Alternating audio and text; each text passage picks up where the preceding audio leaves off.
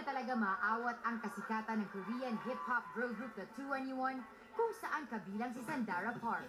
Ngayong gabi na ang concert ng grupo sa Araneta Coliseum. Pinasikat ng grupo ang mga kantang Fire, I Don't Care at marami pang iba. Tuwang-tuwa naman ang media at fans kay Sandara na magaling pa rin magtagalog.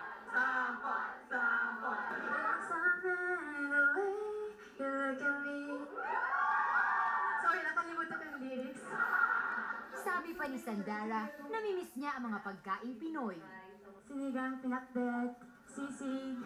At ngayon pa lang, excited na sila Sandara, CL, Minzy at Bomb na humataw sa harap ng Filipino fans.